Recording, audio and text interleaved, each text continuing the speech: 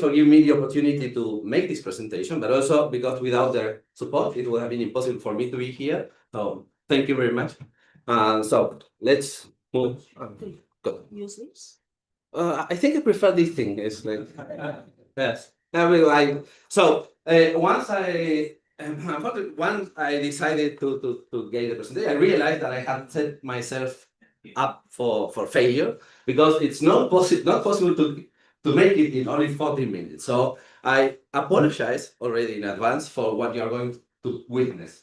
But besides that, the good thing or the bad thing is that what I'm going to present is already written down in a small review I wrote last year. So if I'm not clear or if you are interested in the nuances of what I'm going to present, then I invite you to read it and to write me if you don't agree with what I write or if you find something which is not clear. I'm very much looking forward for any kind of discussion on this topic.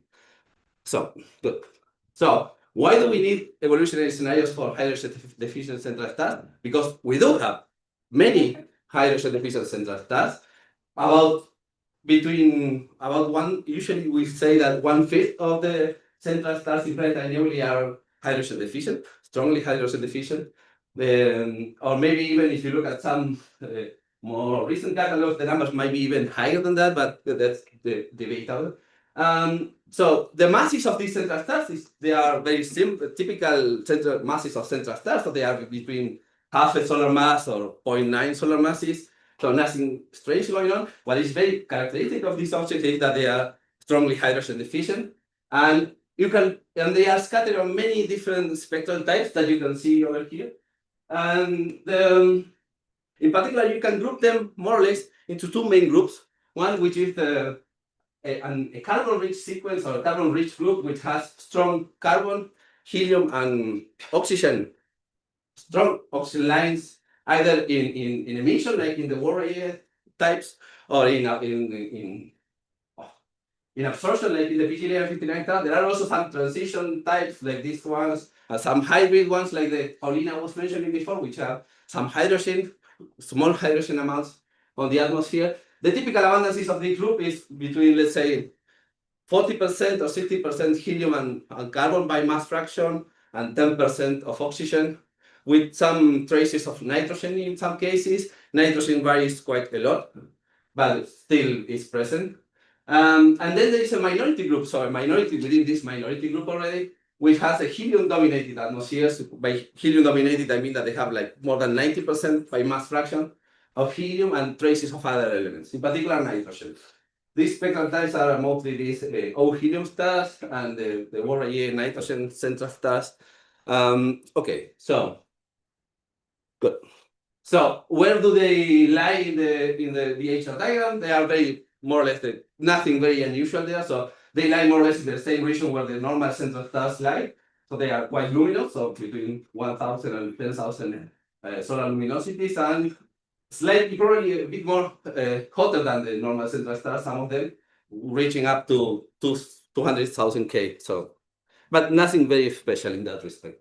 So how do they form? That's the issue of what I'm going to talk about. And so basically you can split the evolutionary scenarios proposed for these things in two groups. One is the classical, let's say, single stellar evolution like objects, which is the Born-Again scenario, these late flashes.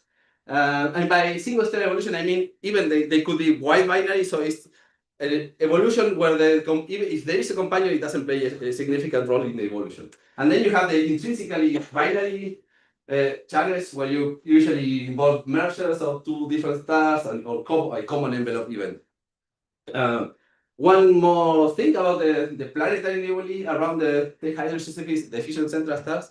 There is, as far as I know, there is nothing special about the big planetary nebulae around them. What is in some cases has been observed, at least in these 8 cases here, the 3 Abell 30, 78, and 58, Sakura is object over there, and this Hubble one, is that there have been observed in the inner part some hydrogen deficient ejecta with very weird morphologies.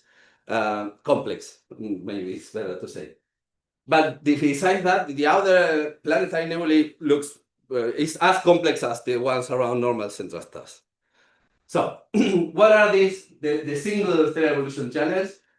is this one, this classification between, this is the standard, let's say, the evolution that you think in single stars, where you have the star evolving up to the asymptotic giant branch, then losing mass on the up there, and then crossing the HR diagram as it contracts down to the wide dot cooling phase here, if the timing is correct. So some of them will create planetary nebulae, and you will have a central star of planetary nebulae. Otherwise, you will have a pair of just all there.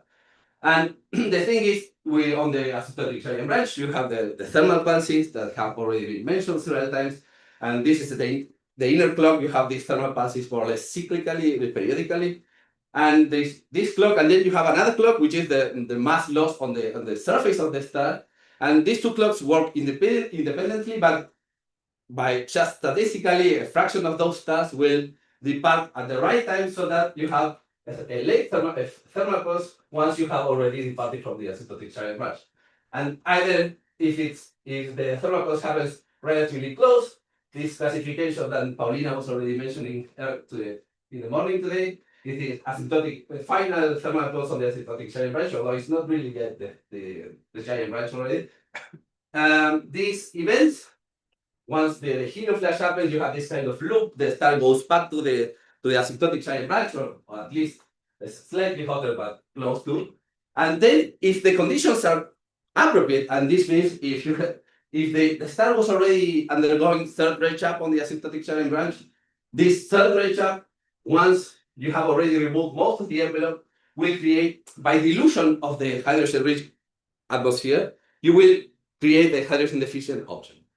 Similarly, you have this other event where you have the thermal pulse happening almost still on the horizontal part of the transition to the white dwarf phase, still at very high luminosities, but now the envelope is even thinner, so this has much less mass, and dilution is much stronger. And in these late thermal pulse events, again, if third breakup is active, you will create a born-again star, so a born-again hydrogen deficient giant, which is not really red, but reddish, or maybe orange or yellow. And then, yeah, because look at the temperature, it's not really red. And then they will contract back as a hydrogen deficient star in the center of a planetary nebula. This will create a Wolf-Rayet central star, which you will see in the next talk, by the way. And of course, again, in this case, this happens just by dilution of the hydrogen of the envelope. And finally, we have this other event, which is the very late thermal pulse, which is very, very peculiar, because in this case, the thermal pulse happened already when the star is white dwarf. And in that condition, the convective zone created by this is a typical Kippenham diagram, where you have time here at the vertical structure of the star. This is the convective envelope of a typical star, asymptotic giant branch. This is the convection created by the thermal pulse. But in this particular kind of events, in the very late thermal pulse, the convection created by the thermal pulse reaches up to the hydrogen-rich material. It makes it down at very high temperatures, and then you have a violent hydrogen flash that follows the helium flash. And in that conditions, you have violent proton burning, and there might be conditions for the creation of neutron capture processes. And this is very interesting, and we are already investigating that. And so the interesting thing about this scenario is that we can compute them more or less reliably. And this is you can find this table on the paper. So, but the interesting thing is that if you look at it, with these VLTPs, you are able to get the surface composition that you see on the stars. So you have strong helium abundance, strong carbon abundances, some nitrogen in the VLTP cases, maybe not in the LTP cases, strong high oxygen abundances. Oxygen is a bit tricky because, in fact, it's not really a prediction of the models, but more of a calibration that you really need to do your models to predict the right amount. And also some neon, in particular, now neon 22, but you will not be able to tell one from the other. And as I said, one of the interesting things we are starting to do now, and if you want to look at it, we have a poster, which is there with a colleague. We are starting to compute during this VLTP violent hydrogen proton injection events. You can create transiron elements by intermediate neutron capture processes, and that's a very interesting topic in itself. Again, so what are the strengths of this scenario? Basically, that in low mass stars, a vast majority of the stars evolve as single stars, and in particular, it is statistically unavoidable because it is a fraction of them will go through this scenario. And the other thing is it manages to reproduce the correct abundances. And more importantly, we have observed them to happen. There are Born-Again stars. We have observed them, at least these two objects, and we have observed that they create Wolf-Rayet central stars. That this is very important because it's not just speculation. We have observed them to do that. And we also have this kind of transition, some objects that transition from one spectral type to the other one. So there is this kind of suggested connection between the different spectral types that is connected with this scenario. And if you want to see, as I said, pay attention to the next talk after this one, because you will see how everything can fit very nicely within this scenario, at least for some of these stars. Of course, there are many disadvantages, and also made a nice compilation of all the problems of this scenario long ago. There are problems with the edges, with some of the dust composition sometimes, in particular neon abundances of some of the inner ejecta observed by Born-Again stars is very different from what you get from the models. The other one is that morphologies of the inner ejecta do not spherically symmetric at all. So, but there is something interesting. This gauche thing here is something that has been studied by people by Van Herwijk in particular, studying this violent proton ingestion event, and maybe some asymmetry can arise from there. So I'm very interested to discuss it if you want. But in particular, it is completely unable to explain the other fraction of objects. Through this scenario, you will never explain this helium-dominated event. And of course, if you look at those helium-dominated spectral types, which are over here, these objects are, in particular, the abundances of these objects are quite, they resemble those observed in Alcor stars. And Alcor stars are thought to be the product of Mercer, so it makes sense to think that these objects are Mercers too. Of course, if you have only the Mercer of a carbon oxygen white dwarf and a helium white dwarf, you will never be able to produce the nebulae that you see around them. But you can play around with them by thinking that you don't have really the carbon oxygen white dwarf and the helium white dwarf, but just maybe the helium core inside a red giant that is engulfing a carbon oxygen white dwarf, or the other way around. And you can play with these scenarios and have something that is very able to explain the right composition, also probably the asymmetry that you see on many of these planetary nebulae. Whether it's possible or not is difficult to say, because we don't have many quantitative predictions from these kind of scenarios, because they are difficult to compute. I mean, these common envelope things, only very few people are able to do it properly. But still very, very interesting. Of course, you can play with some. I also played with this kind of Mercer scenario to explain PG1159 star through a binary scenario. And of course, if you have this kind of Mercer between white dwarfs, you will never explain the planetary nebulae, but you can still play around with this idea so that you can have the carbon oxygen core of a low mass carbon oxygen core from intermediate mass stars merging with the helium white dwarf, and you might be able to explain PG1159 type spectral types surrounded by a planetary nebulae. Whether it's possible or not, again, very speculative, I have no idea, but it's a viable possibility. I have some examples of things that I really think that I need to take care of, but given the time that I'm spending, I will just pass over them.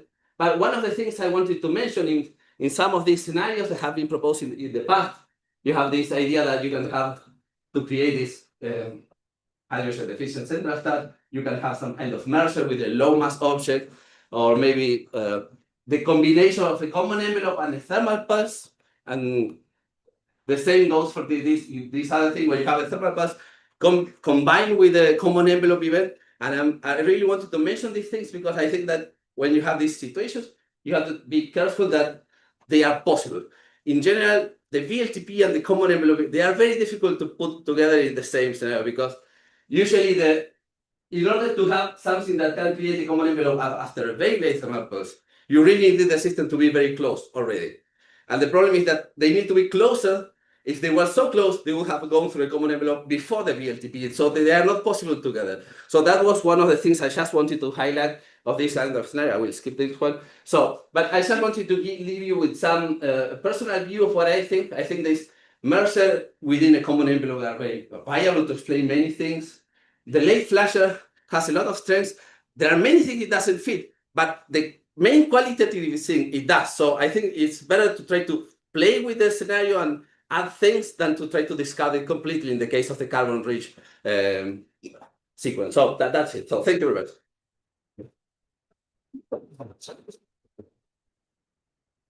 Thanks, Marcelo. Time for questions. Harry. So I was intrigued that you brought up the possibility of intermediate, you didn't call it the I process, neutron capture processes occurring during some kind of violent stage, but during the prior AGB evolution, there's plenty of S processing going on. And I just wanted to point out that there's been a lot of progress recently in measuring the abundances of neutron capture elements in the planetary nebula after it's ejected, which tells you exactly what's going into the ISM. And a lot of that has actually been in the infrared by Nick Sterling and me and Yes. other folks. Yeah, indeed. So whether we could piece out whether or not we're looking at the I process products or some S process products, well, we're puzzling over that in collaboration with several different theorists. Oh. But anyway, I mean, I don't know which would dominate. Maybe you're looking at a mixture of the both scenarios in some cases. Certainly on the photos here of the star, you will see a mixture of the previous S processes with whatever is created on these events, which is not clear, by the way, that it works so well. I mean, really, there are many nuances that one has to look at it. The VLTP itself is not it's not guaranteed that the I processes are going to take place. They might take place. It's not clear whether and to which extent. Of course. Question, is it possible that this would have any dependence on metallicity? Yeah. Good. I think the easy answer is yes, always. It's always yes. But I don't know to which extent, no, to be honest. Okay, thank you. Ursula. Yeah. Very quick. This is lovely, Marcelo, really nice and comprehensive. The Wolf-Rayet class, from one of your diagrams, still has a gap. Yes, thanks for mentioning, yes. And so is it still, I mean, I thought over the years the gap's filled, but No, it's still. So are they two classes or are they? That's very interesting. So one of the things is within this nice picture that I presented, the thing is you expect a smooth transition from the late types of Wolf-Rayet central stars to the early types. And when you count that, then you see that the late types you have a bimodality. You have some there, some over here. So we are working with Hegel, in fact, to try to understand this. Whether this is just because of the classification scheme that you use to, probably not. And the other thing is that maybe there are two classes. I would not be surprised whether some of them represent like low mass born-again events, and the other ones are massive born-again events. I would not be surprised that's the case, because they should evolve differently. Characteristics that distinguish them, not just the fact they're different class. No, not as far as I know. But yes, there is the dust is very different. There's other things. Okay. I thought it was a question out. I'm looking forward to ask you about that. And thank you. No more time for questions, I'm afraid. Keep to the program. So now you will hear the really nice talk, which is the one Okay, by next one. Dennis. Yeah. Dennis. Oh, right.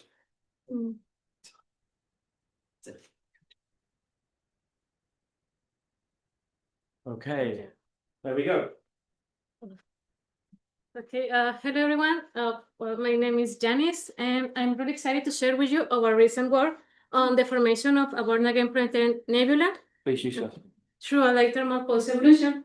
This work is in collaboration with these people. So as Marcelo just explained what a born-again event is, I won't go into details. I just want you to keep in mind that this phenomenon is believed to produce hydrogen-deficient stars, including the Wolf-Rayet type stars. So several attempts have been made to model born-again planetary nebula. For example, Twilight collaborators performed 2D simulations, this 2D simulation, to reproduce the morphology and kinematics of QB1. However, those models assume properties for the standard star. They do not follow the star detailed evolution through the born-again event, and that is what we want to do in this work. So for this reason, we run a grid of star evolution models with MESA using different initial parameters, so we can see when the born again event occurred. And yeah, the full grid will be published in a later date. And this talk, I just want to focus on a single evolution model with an initial mass of 1.7 solar masses with solar metallicity that undergoes a LTP event. Here it's evolutionary track. The green stars are observer Wolf-Rayet type stars, and the different colors highlight the different phases, including the LTP and the post-LTP, which are the main focus of this work. So for our model, we use 3 different prescriptions for 3 different evolutionary stages. But the most important part is that we include 2 major improvements over previous model. First, once the star becomes hydrogen deficient, we adopt the opacity tables corresponding to our Corona Borealis star, which account for oxygen and carbon rich composition. And the second one is after the post-LTP phase, we use Wolf-Rayet type specific mass loss prescription from the Light Collaborator, which links the mass loss rate to the luminosity and temperature of observer Wolf-Rayet and Wolf-Rayet type stars. And well, this is the work. So here I showed you the evolution of the surface abundances of our model. The dashed line, the vertical dashed line shows the onset of the LTP event, and the dotted line shows when the post-LTP phase starts.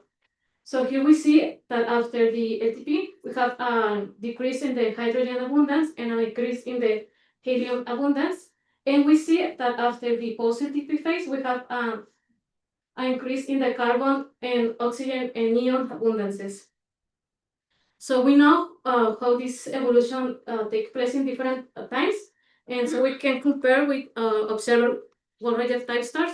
And we know that our model matches really well the observer helium, carbon, and oxygen abundances of these Wolf-Rayet type stars, even better than previous model, for example, the models from Marcelo. We also want to study how this LTP ejecta interacts with the nebula. So we performed 2D radiation hydrodynamical simulation with the Pluto. We use our wind properties from the MESA model as an input in our simulation. This allowed us to follow the system before, after, and during the LTP event in a self-consistent way.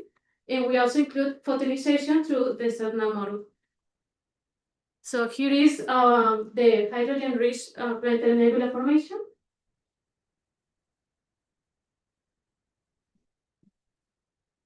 This is a little bit slow. So here we have the density map and the temperature map. Yeah. And here we have the LTP ejecta and its evolution.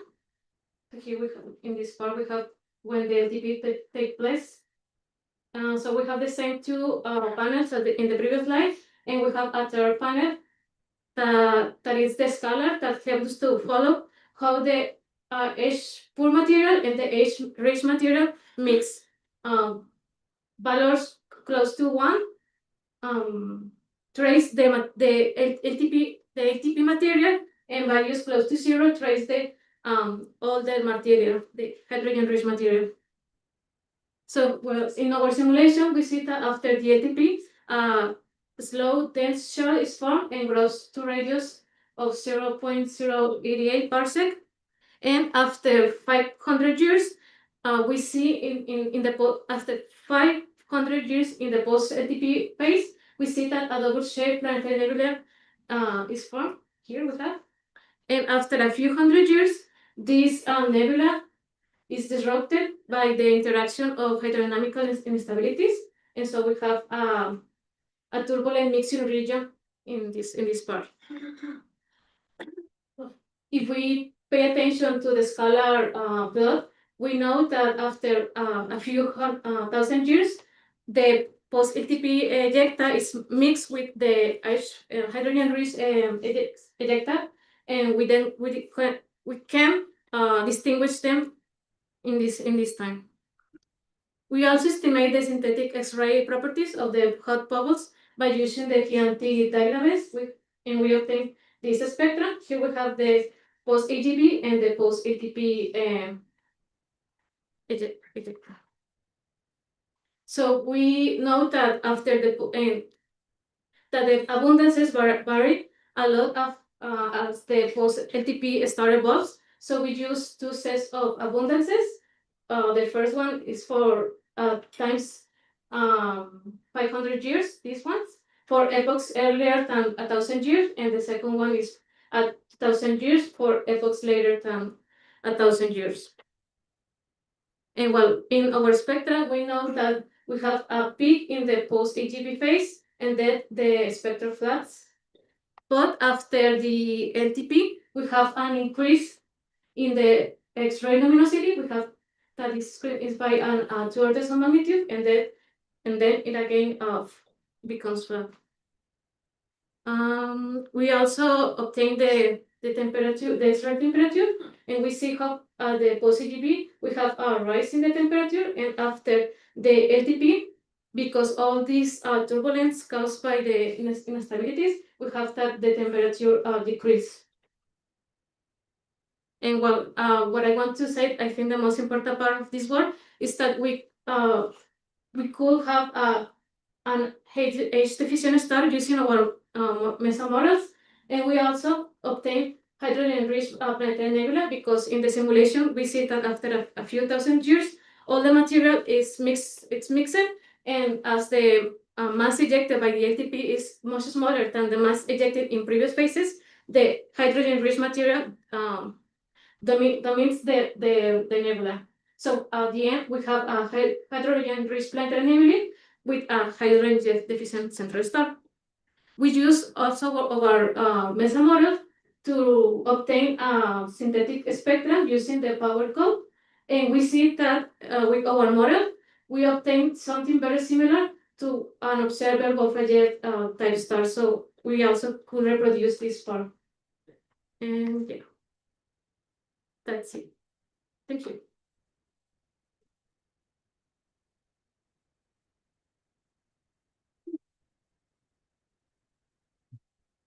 Well, we made quite a lot of time up there, so any questions? Can you put back the conclusions, please? Yes. So go back to conclusion. Excellent, thank you. Yep.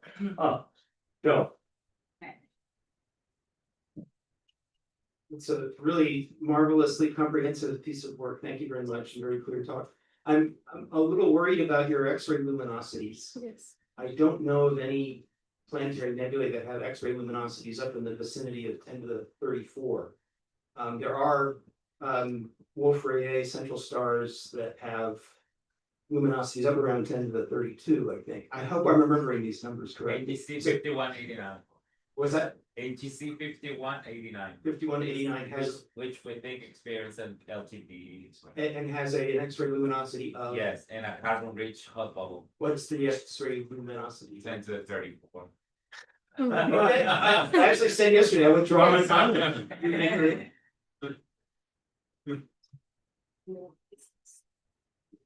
Other questions? Oh, awesome. Fair. It's good.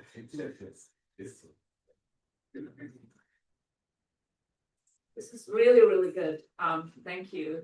So the one born again, you know, the 5 or 6 with a hydrogen deficient nuts, those could be very special that have done so in some other condition, maybe virus, whatever. Whereas the great majority could be what you're explaining, so mixed up.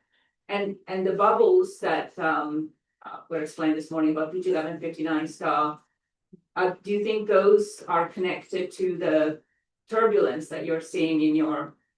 Yeah. So you're also explaining that potentially. Yeah, yes, that's true. That's something that maybe we want to explore, because we can study if there is any time evolution between the Wolf-Rayet and the PG using our MESA models. So yeah.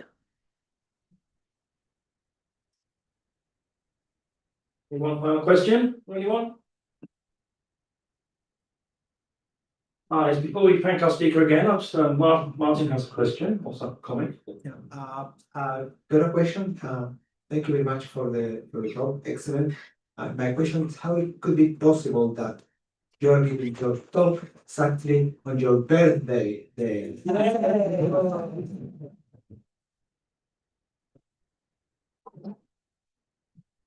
Congratulations. Okay. Okay, thanks very much. So now I'd like to call Khushbu, come forward. She's going to be talking on infrared properties of planetary nebulae with PG 1159 central stars. There we go. Introduce yourself. Hello everyone, I am Khushbu Katpalia. I am working with Professor Muthu Mariyappan at Indian Institute of Astrophysics. So first of all, thank you to the organizers for giving me the opportunity to present my work here. So this is the beautiful image of NGC 1514, which is taken from JWST MIRI. You can clearly see the crystal ball, double rings and the dust features. So there is no need of giving the introduction about the planetary nebula. So these are the expanding shells of gas and dust ejected from the dying stars. And everyone explained the Wolf-Rayet PG 1159 in the morning talks. So the central star of the planetary nebula can be of two types, hydrogen rich, which are normal planetary nebula, which shows the absorption lines in the stellar spectrum, whereas another class, which is the hydrogen poor central stars of the planetary nebula, which shows the strong and broad emission lines in the stellar spectrum. So this can be further classified as Wolf-Rayet stars, which are hydrogen poor stars, having helium by carbon to oxygen ratio of 33 by 50 to 70 by mass, and these are produced by strong winds and having the strong and broad emission lines, and these are very hot stars from 80,000 to 3 lakh Kelvin temperature. One should not get confused with the population 1 Wolf-Rayet stars, which are high mass stars and end its life as a supernova, but the population 2 Wolf-Rayet stars are low to intermediate mass stars, which are having the low luminosities and weak winds but end its life as a white dwarfs. So the further classification is like these can be classified as the based on temperature like W1 to 4 to WC4 to 11, and another classification we are using is WRL young type stars and WRE early type evolved stars, which are having 80,000 to 1,25,000 Kelvin temperature, and the evolved ones having 1,25,000 to 3 lakh Kelvin temperature. The another important class is the weak emission line stars, which are mostly hydrogen poor but can be hydrogen rich as well, which are produced by weak winds and having weak emission lines. These are also similarly hot as to Wolf-Rayet stars. Another important class which I'm going to talking about today is the PG1159 pre-degenerate hydrogen poor post-AGB stars, which are having extremely high surface temperature produced by helium shell flashes, and these are contain the faint planetary nebula around it. So only a fraction of AGB stars which will retain the planetary nebula. And another important class which Polony also talked in the morning, so which are having the hydrogen in absorption, which are the hybrid PG1159 stars. So the infrared properties of planetary nebula of Wolf-Rayet and Wells compared with the normal planetary nebula done by Muthu Mariyappan and Parthasarathy in 2020. And we have continued that study to study the PG 1159 stars, and all are the confirmed candidates. There are no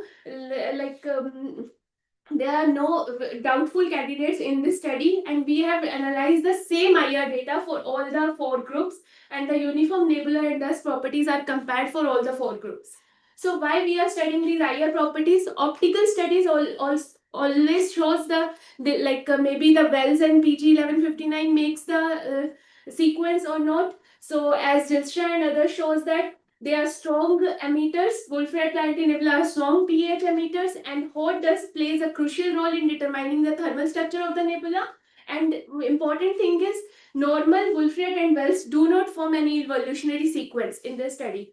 So we have selected 67 non-PG1159 AGB stars, and in that only 26 sources, which is 39%, will retain the PG1159 planetary nebula, and 22 are PG1159 and 4 hybrid. We have dropped 3 additional doubtful candidates, and we have done the IR photometric data analysis using the near IR data from 2MASS survey, WISE data for mid IR, and far IR for IRIS. And this is the near IR color diagram analysis between H minus K versus J minus H extinction corrected bands. And here this S is the stellar component, dominant component. D is the dust dominant component from 1000 to 2000 Kelvin, and this is the nebular free or free bound emission dominant region. And you can clearly see most of the PG1159 are lying in the NS region, this nebular stellar continuum, and mostly lying in the nebular dust region. If we are not excluding the two doubtful candidates A70 and A30, and which is similar to the property of the Wolf-Rayet stars, although bells and normals are lying near to the box or inside the box mostly. And then the mid-IR color analysis to trace the warm dust shows that this is heavy PG1159 are having the hot dust as similar to the Wolf-Rayet stars, and this 12 minus 22 micron band shows they are having the cooler dust, and this 12 minus 25 also shows the cooler dust, and the IRIS data also shows these are having the cooler dust. So the AGP dust traced by the mid-IR bands is cooler for all the four groups, similar to the PG1159 as well. To derive the nebular and dust properties, we have first calculated the important parameter SH beta, which is inversely proportional to the age of the nebula and distance distant independent temperature. So distance EB minus V and diameter we have taken from Frew et al. Study, and FH beta and electron density we have taken from Stasinska. And another important parameter, dust temperature, we have derived by fitting the modified black body continuum for iris flux at 25 and 60 micron band using this formula. And dust mass and dust to gas mass ratio is also calculated by fitting the 25 and 60 micron by using the dust temperature by using these relations. So these are the mean values of nebular and dust parameters with its standard deviations. You can clearly see PG1159 are having the low dust temperature and the low dust mass as compared to the all other three groups. And the dust to gas mass ratio is slightly higher. That is because of one of the outlier only. And you can see here the dust mass versus SH beta relation. Most of are lying in the this flat region, but PG1159 are lying in this low SH beta region, which implies these are the evolved stars. And this decreasing trend may be the reason because of the atomic line contamination for 25 and 60 micron band, which will overestimate the dust temperature and underestimate the mass of the nebula. And dust to gas mass versus age indicates that these are lying in the low region, but there is no particular trend between them. And another important property, luminosity or LIR, which is also low for PG1159 stars. And you can see all the four groups follow the similar trend with SH beta. So they are having the decreasing luminosity as it aged. And the IR axis for the PG1159 stars is lower than the Wolf-Rayet stars, as these are the having IR axis. Wolf-Rayet stars are having the IR axis, but these are having high IR axis as compared to the Wells and the normal Planetary Nebula. This is the trend which is shown between the age and the IR axis, which show no particular trend, which means that age is as the nebula evolves, the dust is not going to be changed or created or destroyed inside the region. It will be there is no substantial change in the dust. It will be directly thrown to the ISN. So to check the evolutionary connection between the four groups of the planetary nebula, we have done the SH beta statistical analysis. So from our sample, this is the Wolf-Rayet stars, this is the PG1159 and Wells. So you can clearly see the Wolf-Rayet and PG1159 are having the good overlap region, while Wells and PG1159 are having this distinct gap. And the normal are lying all over the SH beta, so they are aging like that. And the KS statistics between Wolf-Rayet and normal shows the distinct good difference, and the Wells and normal also shows the good difference.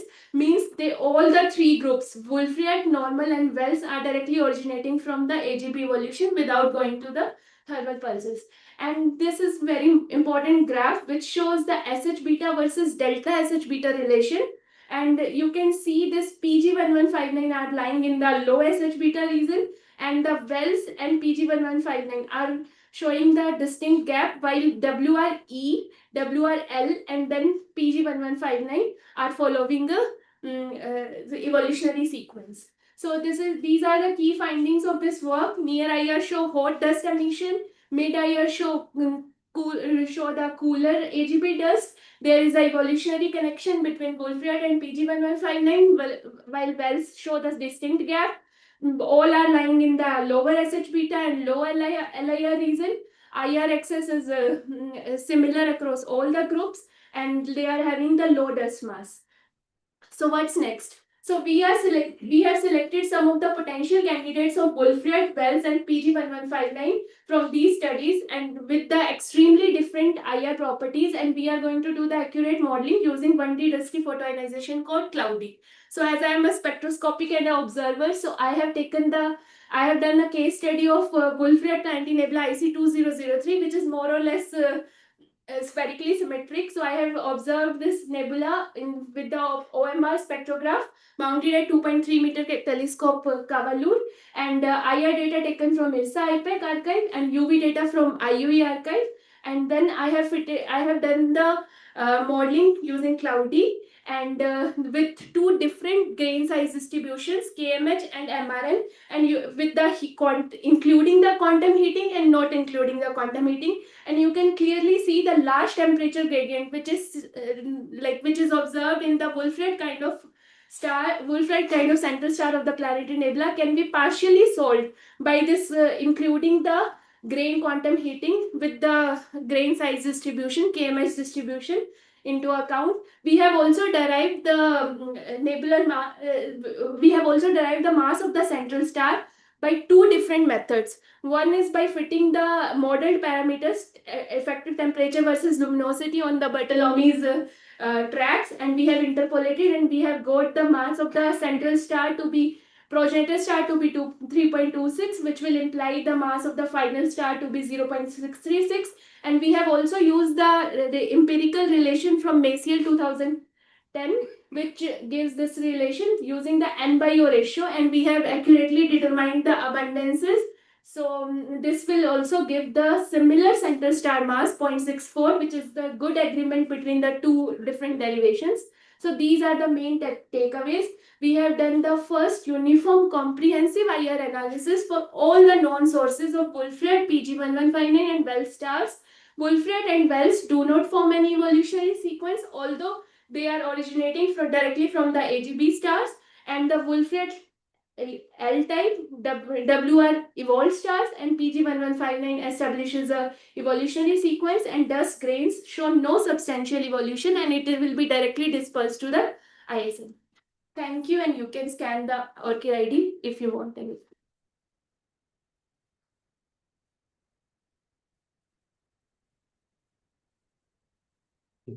Questions?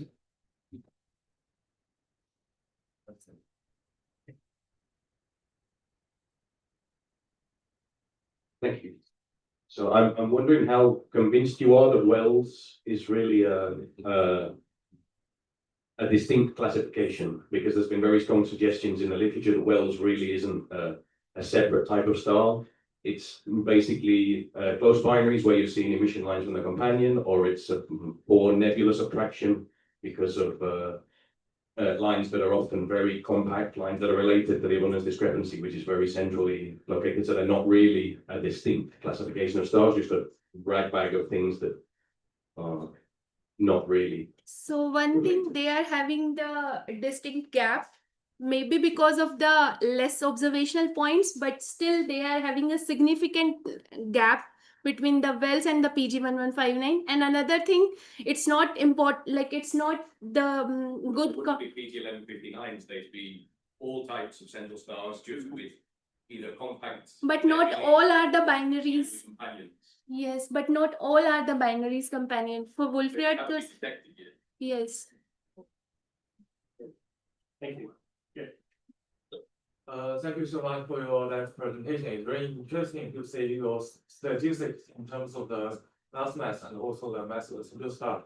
So could you go back to the slides of the table of the mean values of the nebula and the dust parameters? Yes. Yes, this one. So I'm wondering, it's really interesting to say the dust temperature is varies well among all these different kind of PNs. And how many dust components have you estimated based on your pipeline? How, can you just repeat how many? Well, I can only say one dust temperature, so for all of your, So this is the mean color dust temperature. So this is the mean of all the. all the dust Huh, components. yes, yes. Okay. Thank you. Yep. Could you please go back to the slide number 19?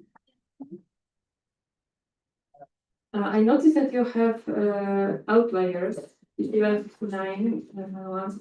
Do you know which ones are those and why are they the outliers? So this is the hybrid PG 1159, but this is the confirmed candidate, although it is having the low, like a high delta SH beta, and this is also the PG 1159, but these are the confirmed candidates, that is for sure.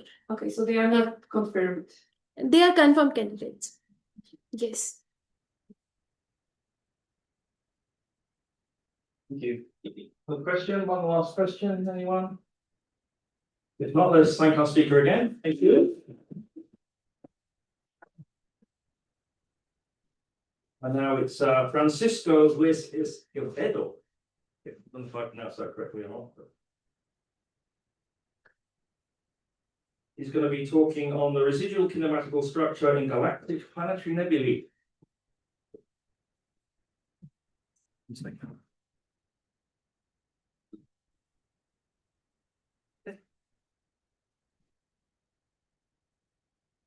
Well, hello everyone. I am Francisco Ruiz Escobedo. I am postdoc at Instituto de Astronomía Ensenada in Mexico. And I'm working with Michael Richer, and I'm going to talk to you about the project I'm developing during my postdoc. And it's a work in progress, so I will present you some of the results we are having till now. Well, as has been explained during all this conference, and that it has been focused on planetary nebulae, which are one of the last evolutionary stages of stars with low and intermediate initial masses between 1 and 8 solar masses. And basically, we can say they are ionized plasma, which are emitting lines of different ions, which is a more simple definition. And they have a ionization structure, as they are photoionized regions, where the highly ionized species are near to the central star, and a velocity field in which the velocity increases to the outer parts of the nebulae. And the nebular structure and the plasma kinematics can be analyzed from the line profiles. To doing so, we need to have high-resolution spectra in which we can resolve the lines close in wavelength, and we can be able to separate the components. And here, for example, I want to illustrate this with an image of MGC 1709. This is the image of the nebula. We made an observation. We set a slit that crossed over the nebula and the central star. And then we have a 2D spectrum, which is the spatial direction and the wavelength. This, for example, is the N26584 line. And we see the different components of the line that we can see in the line of the slit. And if we make an extraction, we define a window to extract.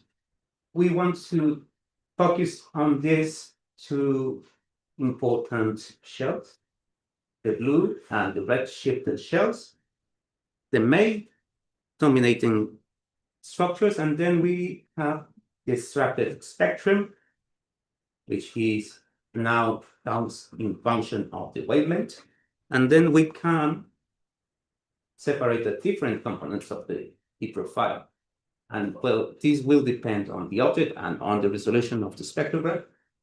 And from this, we can measure the splitting of velocity, which is the difference between the radial velocities of these main components, and which we want to focus now, which is the goal of the project, is to measure this split, which is within each profile of the red and the blue shifted profile of these main shells.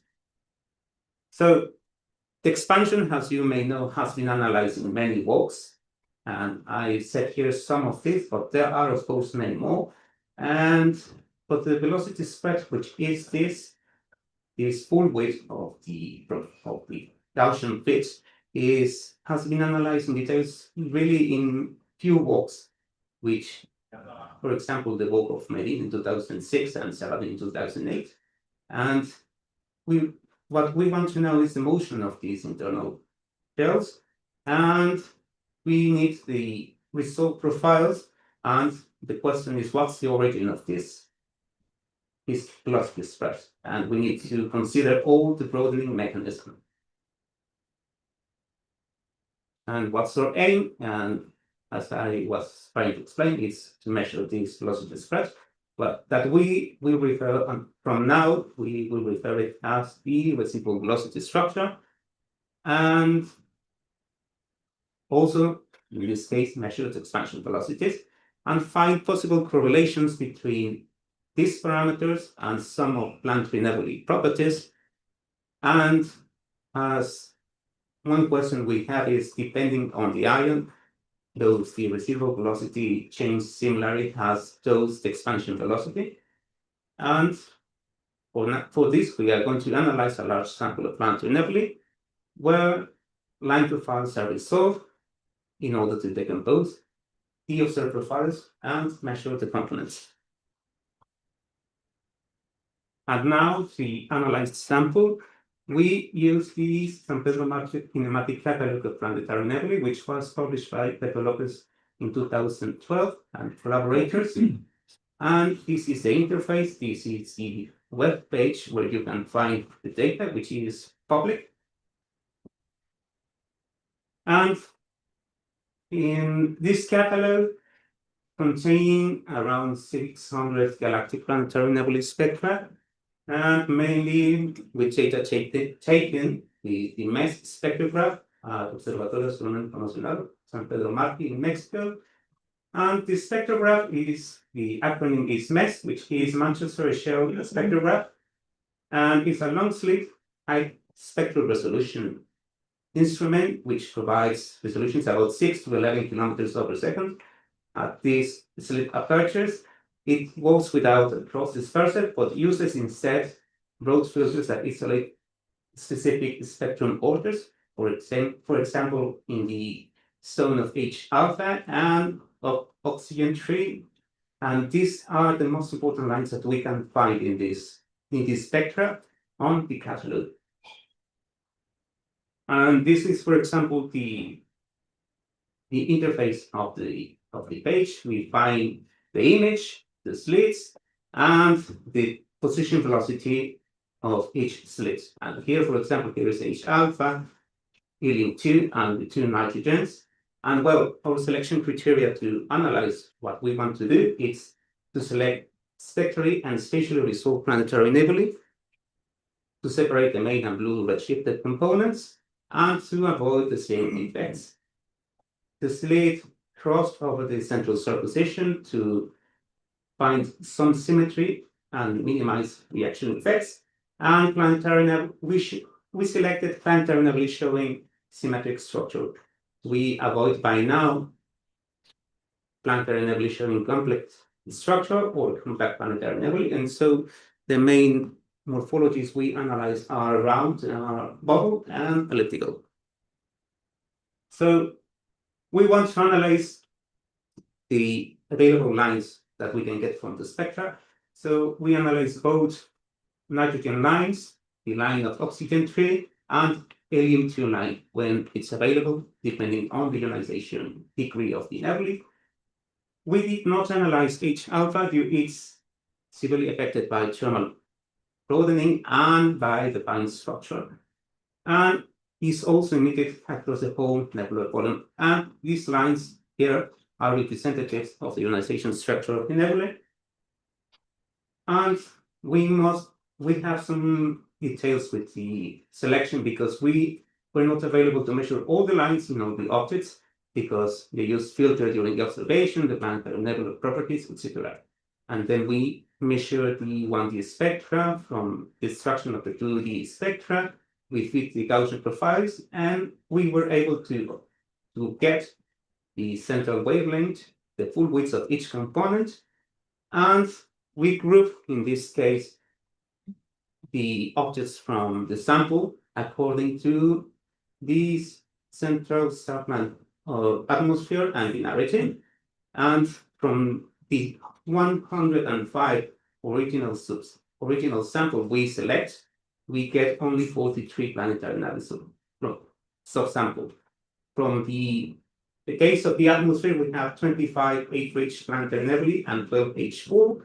And in the case of binary, we have 15 classified as binary and 28 without binary classification. These are the histograms of the distributions of expansion velocities of here, the 2 nitrogens, here the 1 nitrogen 6584 and O3.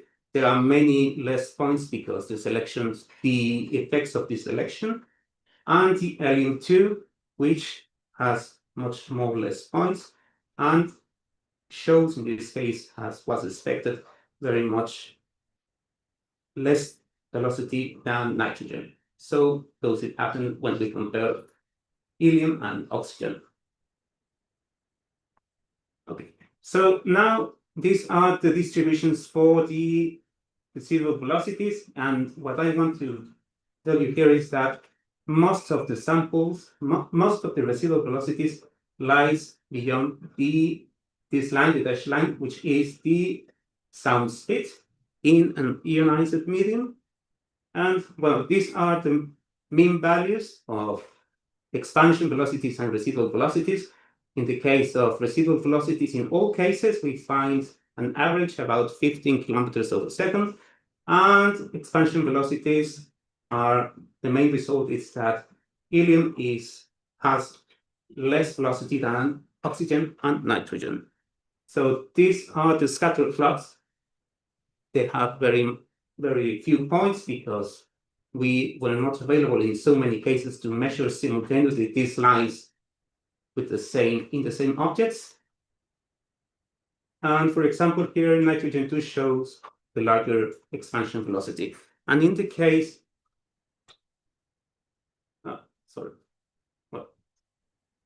in the case of residual velocities, here we find again a few points, but there is some kind of tendency where the residual velocity of the larger ionized ions tend to be larger than the other one. As for example, oxygen and helium are larger than nitrogen. However, there are very few points to say that is a fact.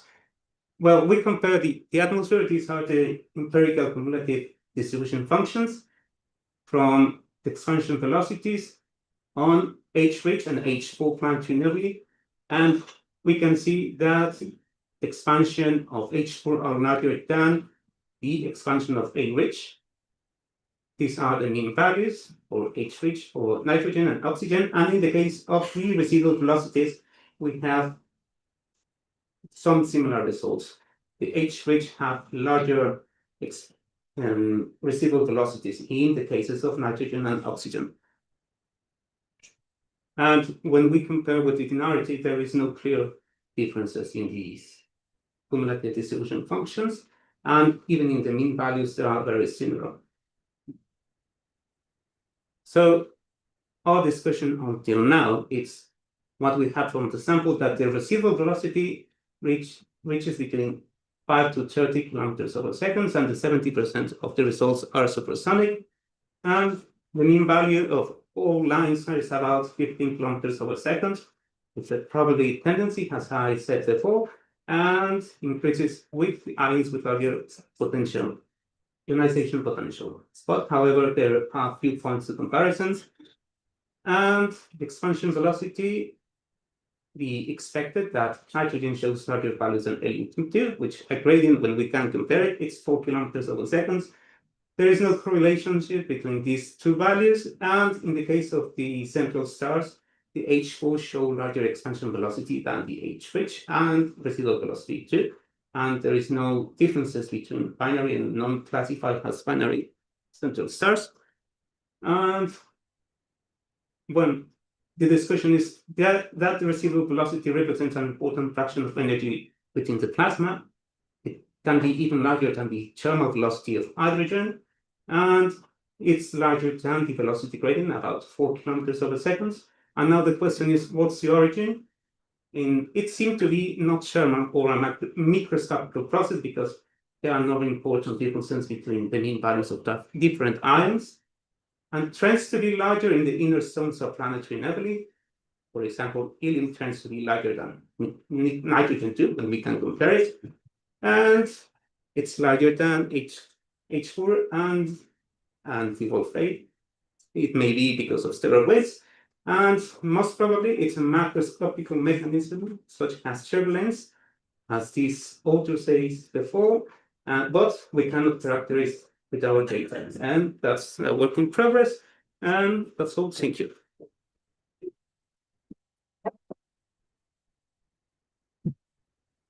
We'll be keeping for time. Questions? I have a question in terms of this shell that you've been using on the San Pedro Martir for many years, and they've put together a very impressive catalogue. Of course, these days everything's about IFUs and about the much more detailed kinematical maps you can get from those. Do you have any comment on that? Have you actually done any direct comparisons between a few of your objects and what you get from a broader picture from the whole PN with an IFU, and whether or not the conclusions you would get would vary as a result? Well, that's an interesting question. Well, if one of the characteristics of this spectrograph is its high resolution. So, as I understand your question, it's if I can compare it with an integrated spectrum, is that correct? Yeah. Well, actually, I have no answer for this right now, but what it can be interesting is to change the slit position that cross not only from the central star position and explore how it changed these values of the shells across different offsets. So in the case of map the whole nebula, what we need is to have a high spectral resolution to avoid all that effects. Yes, I'm not sure the IFUs yet have the full range of resolution that you get with your shell on your instrument. Yep. Any other questions? Yes. Yeah. Yes, thank you for the presentation. It's very interesting. But it's more, I don't know whether it's a question or a comment or a question to the audience in general. Isn't that very, it's very interesting, but isn't that very remarkable that the expansion velocity that you get, the velocity that you measure for the binaries and the non-binaries, given that you expect very different ejection mechanisms, that they are the same? It's really, I think this is a result that is very interesting. Maybe all are binaries.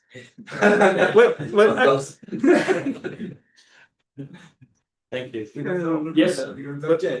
Well, actually, it's the classification until now, and if the classification gets better, the result may change.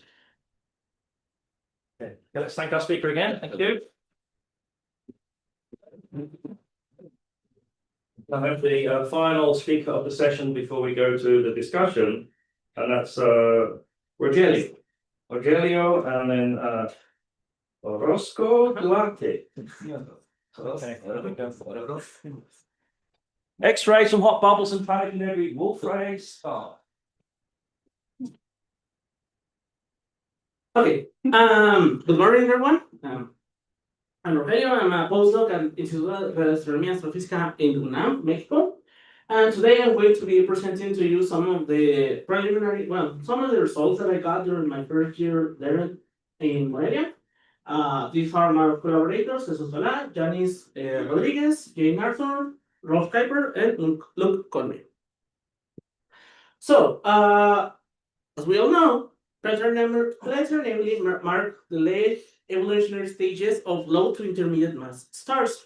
I'm showing here a small example of an object which is NGC 6826, and we know that particularly the central star and planetary nebulae are going to drive fast stellar winds, and we expect them to create a hot bubble, which I am showing you here on this small cyan ellipse. And from this, from studying the diffuse X-ray emission on these hot bubbles, it arises a question. And that is that when we compare the observed temperatures of these hot bubbles with the adiabatic shock model, we see that they do not match entirely, and we came up with the question that maybe we are not understanding what physical processes are regulating this X-ray emission. Well, nowadays we know what are the processes involved in the X-ray emission of hot bubbles. Here I'm showing you a very, very basic or schematic diagram with that shows the different structures of a hot bubble. We have the central star, which is injecting the fast stellar wind. We have a shock with region, which is going to have characteristic temperatures between 10 to the 8 to 10 to the 9 Kelvin. And we are going also to have a contact discontinuity or a mixing region, which is going to have a primary component. It's going to have a characteristic temperature, of 10 to the 6 Kelvin. Particularly when we study the diffuse X-ray emission on these bubbles, we find that this mixing region between the hot shock gas and the photoionized gas is going to is the thing that is going to contribute the most to the X-ray emission. And we know that here the main physical processes are going to be thermal conduction and thermal mixing. Now, as has been mentioned in the talks before me, we know that many of the central stars in planetary nebulae are hydrogen deficient stars, at least like 20% of them. And since the problem here is that when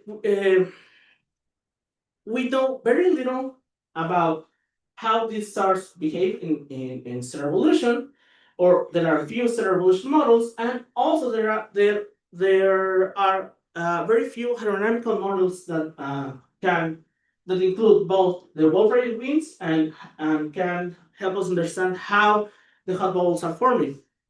So we kind of lack a little bit of knowledge on how the hydrogen-powered central star is going to shape the hot bubbles and how they are going to drive the X-ray properties on this type of planetary nebulae. So our goal for this work was to perform radiation aerodynamical simulations, in which we include a hydrogen-rich star and a hydrogen-poor star or Wolf-Rayet central star. Okay, and we wish to compare all models with observed X-ray properties from the literature.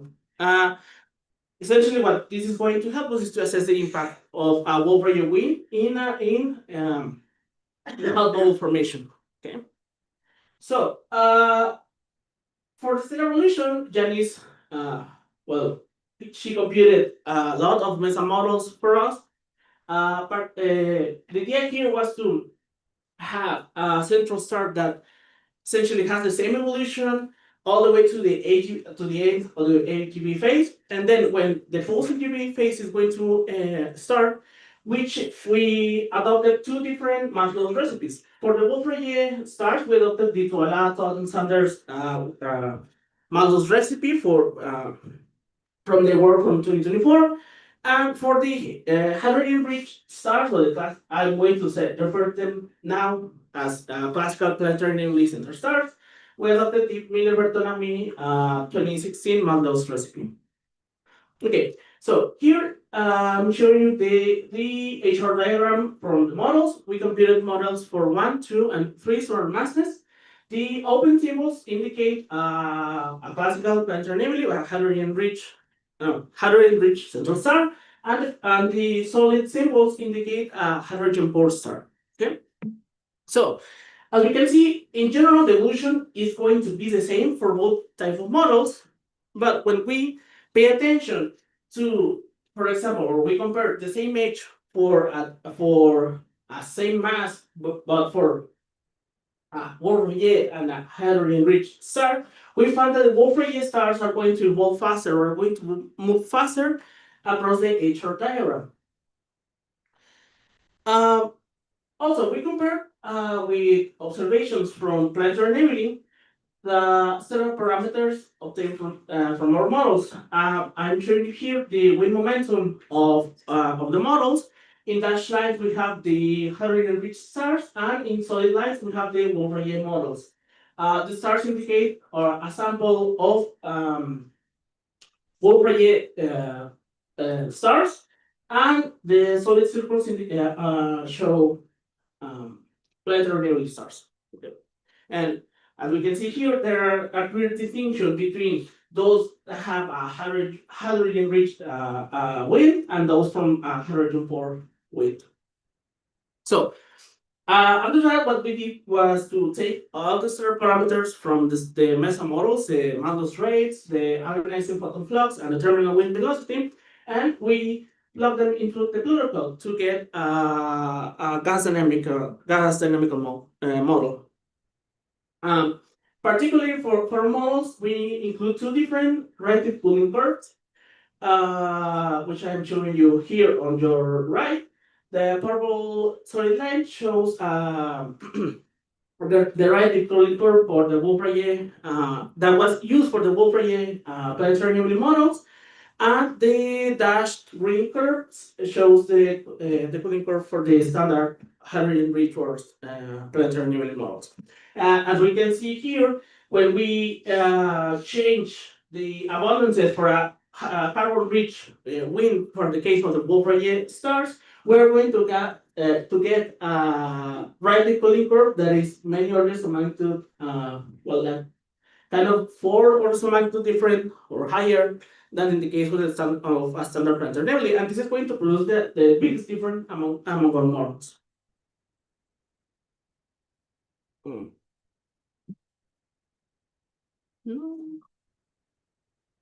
Oh, okay. I had a technical issue here. The video is not playing, but essentially what I was going to show you here it was the difference between the hydrogen-rich models and those from the Wolf-Rayet models. Well, I think I have here. Just give me a second. Okay, this is the difference between the models. Here we have the hydrogen-rich and the Wolf-Rayet models. And as we can see here, after 8,000 years of evolution, the bones are practically the same, but we get that in the hydrogen-rich models, the formation of more prominent nonlinear stabilities or of a more prominent mixing layer between the hot gas, which is this region out here, and the ionized gas. In the case of the Wolf-Rayet bubbles, we do not get such big instabilities, and this is because of the relative cooling we are using on those type of models, which are kind of dampening the formation of the mixing layer. So this is not the end of the presentation, sorry. So what we did next is to compare how the radius of the hot bubble moves as a function of the effective temperature of the central star. And we compared this with a sample of observed planetary nebulae and with models previously reported in the literature, which are the Schoenberger et al. 2024 models. Okay.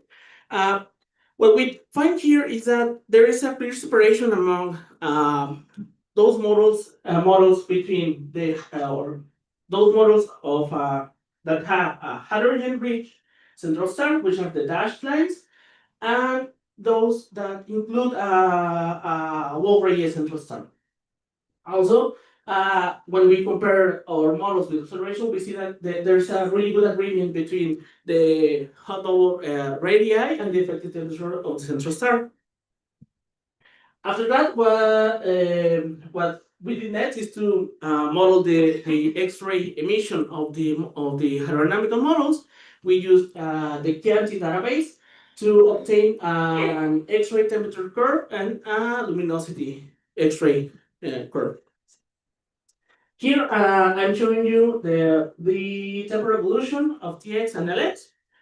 The temperature is on your left side, and the X-ray temperature and the X-ray luminosity is on the right side. This was calculated for an energy band between 0.3 electron volts to 2.0 electron volts. And we find that at early times, when the bubbles is still forming, there are abrupt variations in both temperature and in the X-ray luminosity, and this is due to turbulent behavior or mixing layer when the bubble is starting to expand, and this causes all these very, very noisy fluctuations. But later, late times, after those 4,000 years, both the hydrogen rich and the Wolf-Rayet planetary reached kind of a basal value in both the temperature and the X-ray luminosity, and this is just because the mixing between the hot and the photogeneous gas it reaches kind of an equilibrium. Okay. Now what we did was to, well, yeah, it is pretty good to have those curves, but at the end we need to compare with observations. Otherwise, our models will make no sense. And what we did first was to compare the obtained or the resulting X-ray temperature with both the effective temperature of the central star and the radius of the hot bubble. Just remember, the stars indicate a Wolf-Rayet type of star, and the solid circles indicate a planetary a classical or hydrogen-rich central star. Okay, and as we can see here, there's a clear separation. Well, kind of a clear separation because it's a little bit crowded between those models that reproduce the parameters of both that agree with the X-ray temperature and the effective temperature for hydrogen-rich central star, and those models for hydrogen-4 star. Something that, well, I think it is more appreciable in the next figure, on which now we do the same as in the previous slide, but we compare now on the y-axis the X-ray luminosity, and we find that well, our models agree pretty well with observations, but as we can see here, for example, in the where is it? Okay, the effective temperature and the X-ray luminosity, we do not find any emission for effective temperatures less than 10 to the 5 Kelvin, for example, in the case of a two solar mass model. And what this is telling us is that we essentially are not forming a bubble due to the radiative cooling. So we should not expect an X-ray emission for a central star which is going to have less than 10 to the 5 10 to the 5 Kelvin in effective temperature, which could indicate us that we are not going to expect very small bubbles with a Wolf-Rayet central star and with a detectable X-ray luminosity.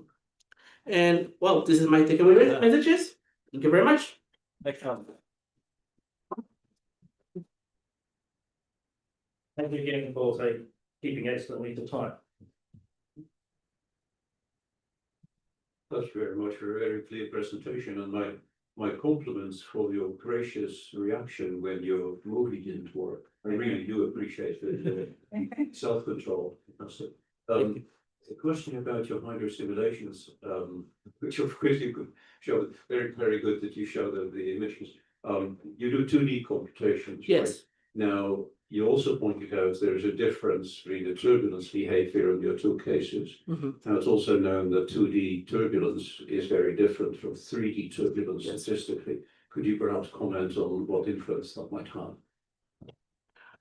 Well, so now, if I remember correctly, when you change between just one, no, let me answer and then I will bring some more. If I remember correctly, when you change between 2D and 3D, you kind of get a smoother mixing region. So that will change the resulting X-ray temperature and the luminosity, because if you don't have like this abrupt change on the mixing layer, maybe you're going to get now is a more dominant Shockwave region that maybe the Shockwave region is going to be more dominant in the resulting X-ray emission, and you will get higher values or values. It will be hard to answer if you will get higher or lower, I think. If I will need to run a 3D simulation in order to answer that. But the advantage here is that we can get like really high resolutions, and in 3D realm we are limited by computational power, so which was already discussed.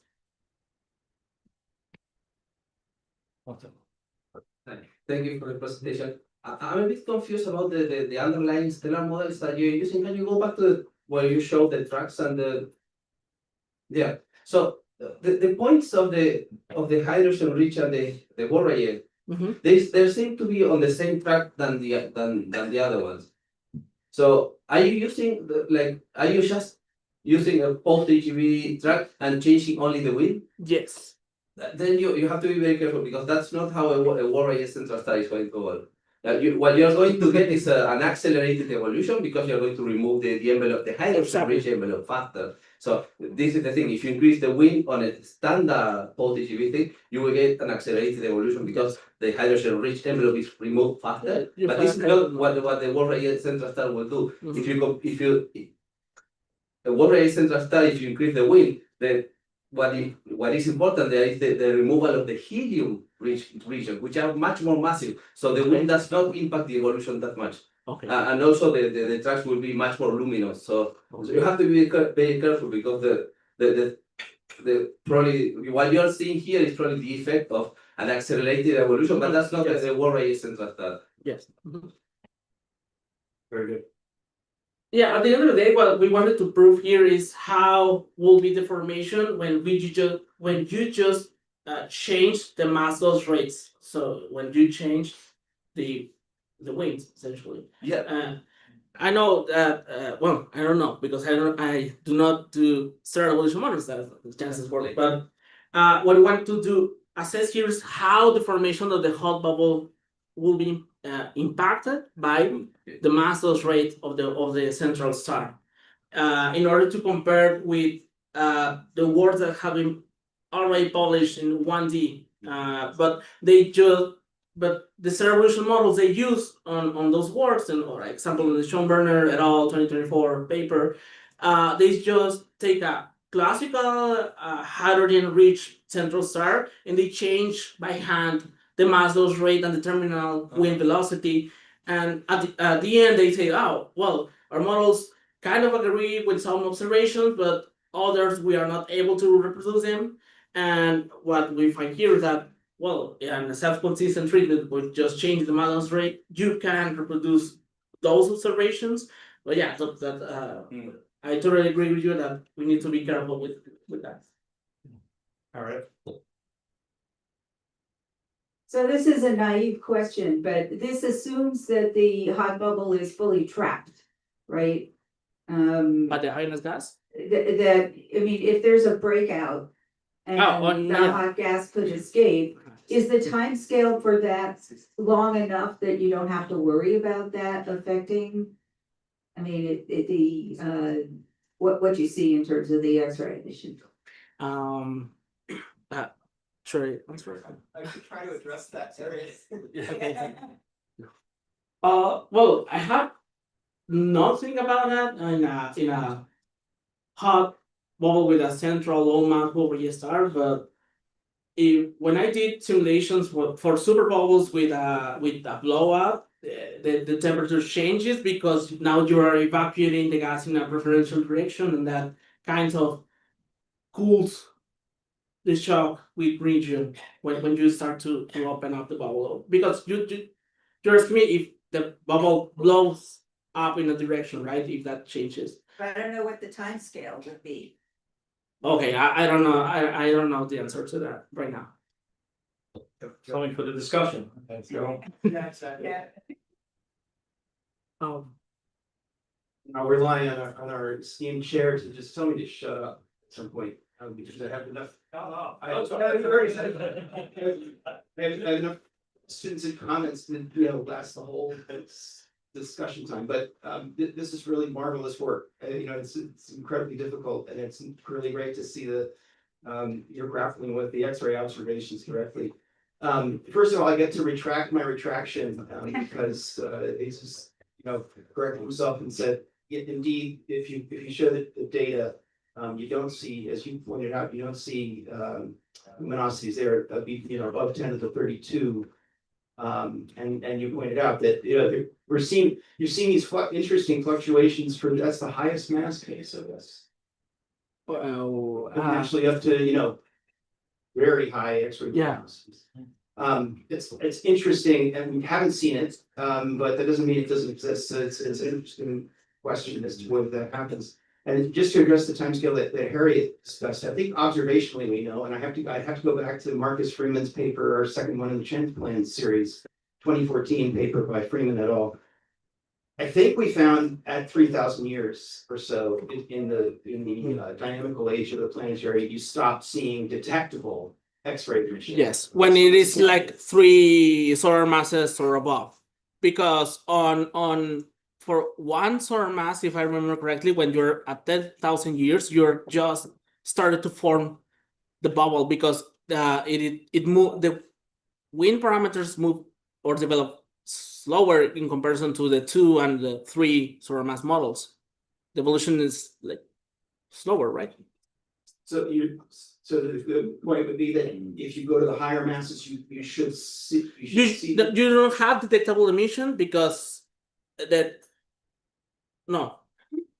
Okay, let me think about it because I have a lot of ideas right now. I'm trying to understand the reason. Okay, yeah. Yeah, but I think it may be, to Harriet's point, it could be that the perforations start to form perhaps, and you'll get that. Mm-hmm. I don't know. It's a really interesting point. And I forget what the other thing was I was going to say, but who cares?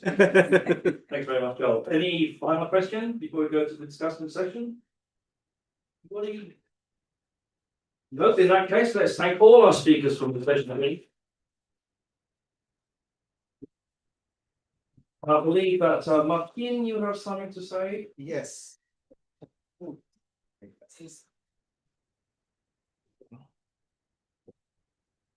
Thank you. I know all talks so far have been very interesting, but this one is going to be the most interesting to you. So we're going to have today lunch here at Villa Margarita. Villa Margarita is the building by our side, so we get the big deck back there. And then there are seats and tables just by the side, also along this path. So you can use those on a first come basis. So if you get there, you can get your seat. Please try to be very careful with the residuals. So there are going to be bins for the trash, for paper, for plastic. Use those. Okay. Tomorrow is going to be the meeting picture. So let's use your best dresses, your best clothes tomorrow, please. This is going to be before lunch at around noon here at the IAA entrance. It's going to be probably sunny, so maybe we need to use our sunglasses for that. And then the important thing, the conference banquet is going to be today at 8:30 at La Chumbera.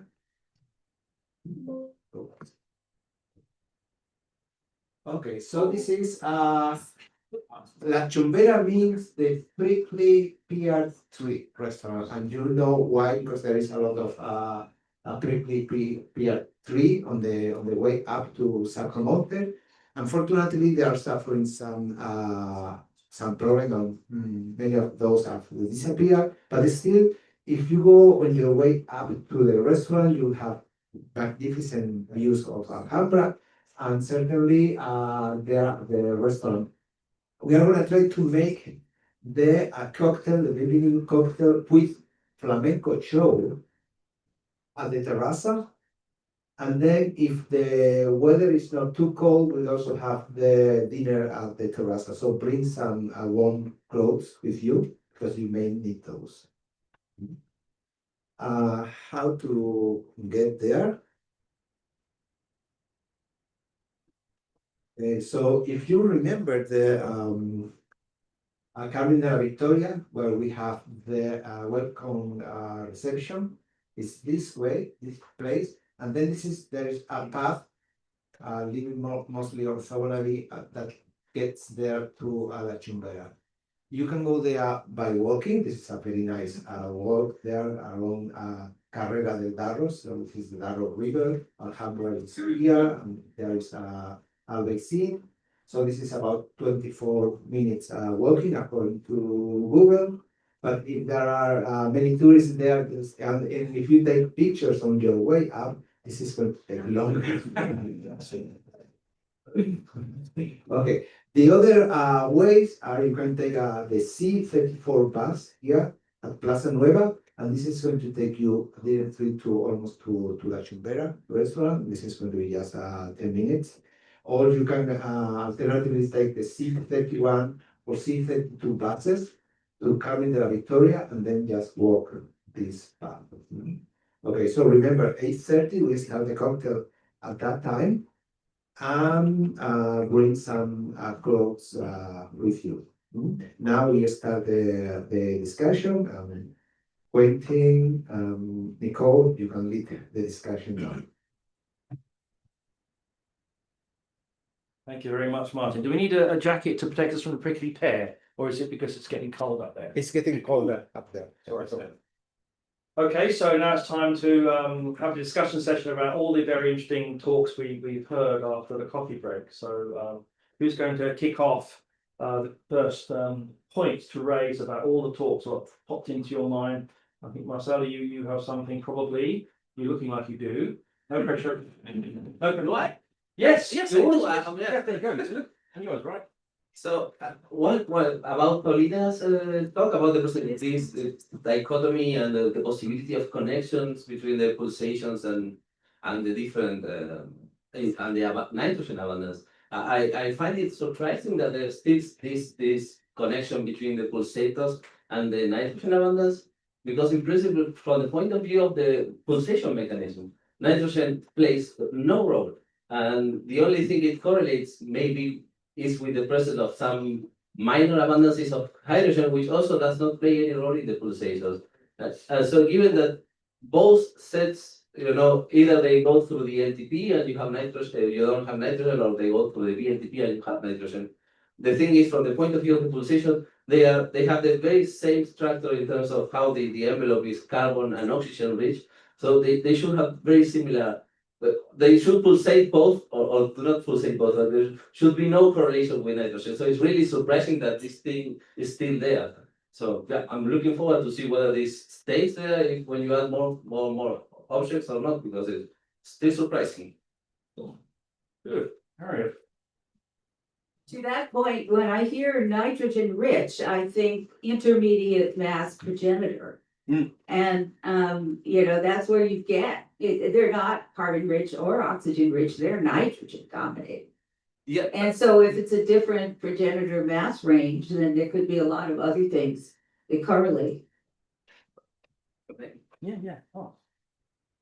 It seems to be the mass are much rarer, fewer numbers in the total population. But I think that the thing in those objects is that unless we don't understand the scenario itself, the nitrogen there is not the original nitrogen of the, it's not the thing that you produce during hot bottom burning. It's much more nitrogen that comes from the born again event itself.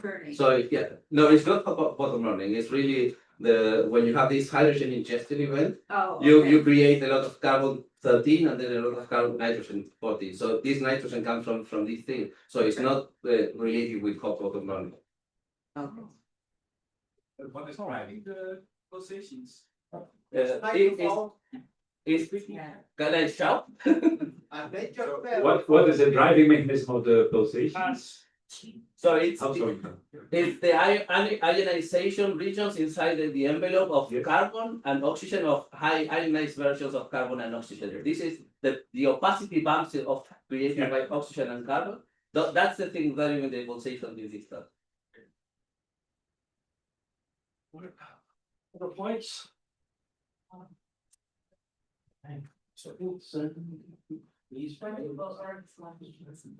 This is something that you may want to stone indefinitely. Here's the question from someone who is sort of very ignorant about this particular form of stellar evolution. We know that the only mechanism that is shown to work to launch jets is magnetically driven. Could you people who know about these stars say perhaps anything at all about, you know, whether these things are in fact magnetic or not? It's of course known that other compact stars, such as neutron stars, have intrinsically very powerful magnetic fields. How is this with these stars? Could you try anything?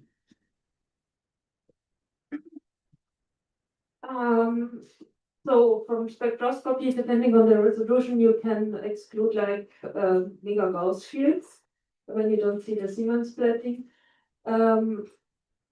For fainter few hundreds, tens kilogauss, you can do spectropolarimetry.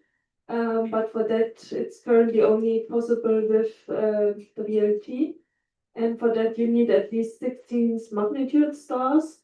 But of course, we would be interested in getting also for the very hottest white dwarfs magnetic field measurements, because thus for most of the magnetic field measurements are restricted to the brighter white dwarfs, which are cooler.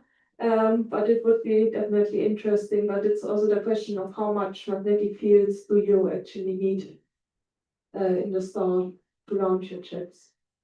Well, it would be the connection between the jet and the disk that would do it, okay, but you have to start somewhere. Yeah.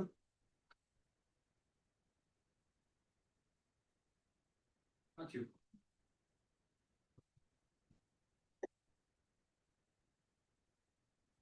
I want to know about the dust differences between planets and nebulae, having different types of warfare.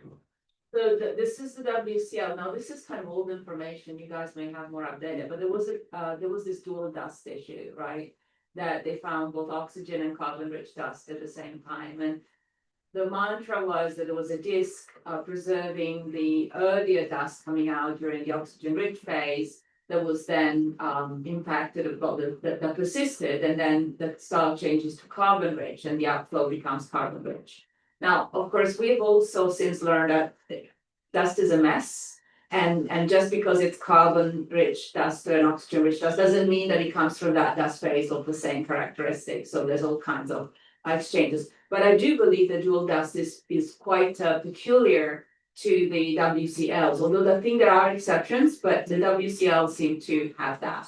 So if they have a disk, then disks to me, of course, there's angular momentum and sharp binary, and maybe they come through a different channel, state channel.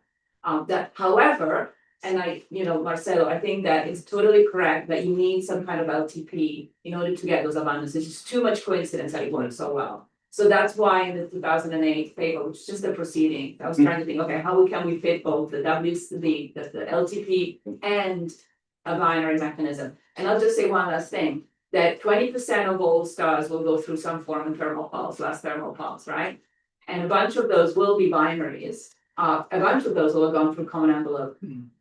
Well, why not, right? So of all those that go through common envelope on the ATB and becomes post common envelope, some of those may want to have a last thermal pulse. No. What? No, because they Anyways, there's two things there. I want to answer that. So we know 70 PG1159 stars. There's only one post common envelope system, which is not inside as a planetary nebula. And I find that quite interesting, because when you look at the hydrogen-rich ones, you have like 20%. And I think Marcelo tried to explain it in his talk why that is not the case. Do you want to?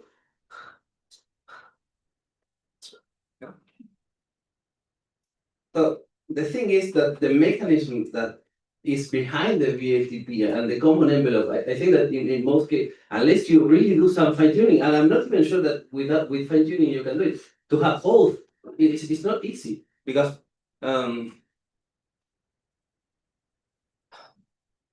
the thing is that the very late thermal pulse it started when let's say you have this period in the thermal pulses, and this period is related with the increase in the mass of the helium-rich intershell region.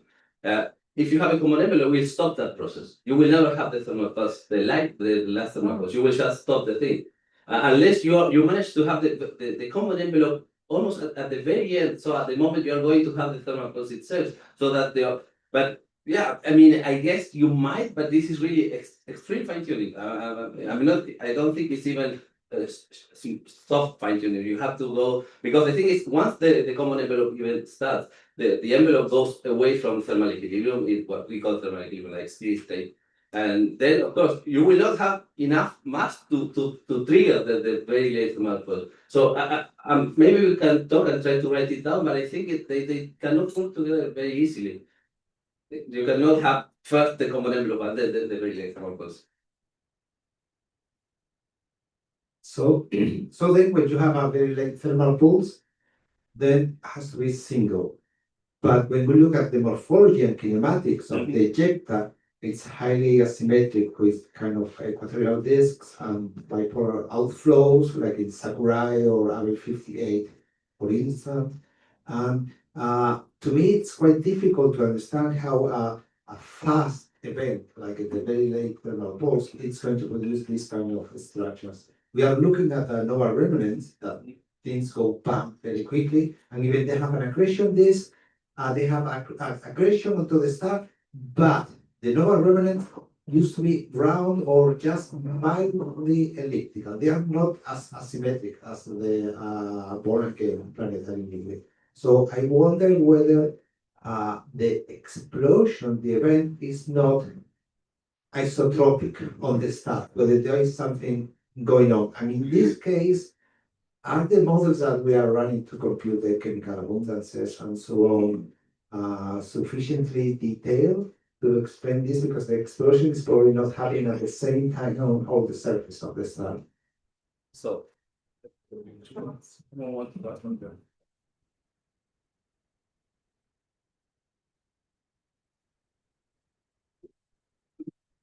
So just to add to this very interesting discussion, we know that there are some about 90 post-HB stars, the famous von Winkel objects, that have this very short binary, so they're very close, and I think people cannot really explain how they're formed. But the stars, they have spectral types which are G, and they have reaccreted material. Wouldn't that be a way to then have a late thermal pulse anyway?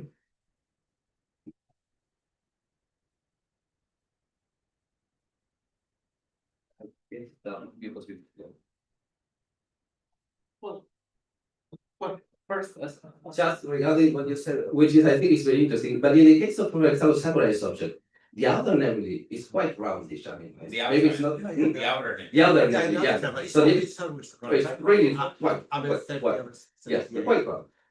So in fact, that was what I mentioned. I just commented on my presentation is there has this work by Falk Herwig, who has been trying to do these hydro simulations of the violent proton injection event. But in one of their later works, 2014, they ran this simulation for quite a long time, still a very short time in terms of physical time. And they found that during this violent ingestion event, it might be that some very asymmetrical flows developed during the violent hydrogen burning. And in some of their simulations, this thing was erupting, like kind of breaking apart from. So it could be, and I'm not claiming that this is the case, but it could be that this violent hydrogen ingestion event, that is what happens after the helium flash, might be. It's not that one, but it might be really ejecting the hydrogen, the fission material in very asymmetric directions. So that could be the case, that the asymmetry that you see in the hydrogen, the fission material, comes from this very late for a pulse event itself, and not without the need of any companion. That would explain why the outer. Otherwise, if you have a binary, you expect that the outer nebulae to be also quite axisymmetric or something like this. Why it's not so easy to preserve this? I guess I don't know. The Stingray Nebula used to be asymmetric even before the LTP. It's quite unique, yeah. Yeah, you have some halos and they are round and the nebula inside is not really asymmetric. Yes. Yeah, but those are small ones.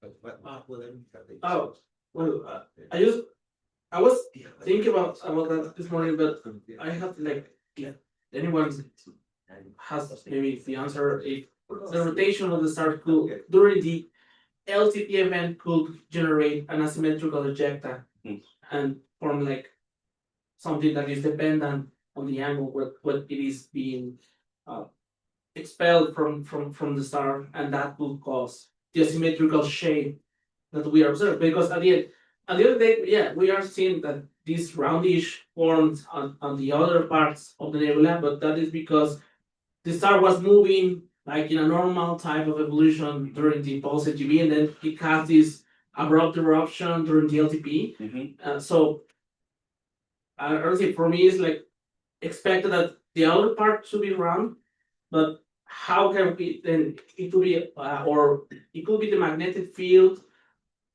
from the star or the differential rotation of the star, what it is causing this kind of non-asymmetrical ejection. I don't know. But I think No. I have a solution. So the Laminkle objects were not interrupted. This is not a common envelope. It was some kind of other interaction, probably much more stable mass transfer, giving the star plenty of opportunity to do its business, right? So it's still going up the AGB, is losing mass, probably more than it should, but they do have the companion at 100 to about 2,000 days. Those should be going through a VLTP. There's no real good reason to say they shouldn't. So those, Hans, you said a third of all AGB stars are the binaries. Yes, so post AGB stars are a third, and if a fifth of those go through some kind of LTP, here you have your relatively close companion that has an opportunity to interact with the ejecta. yeah, that's really like that.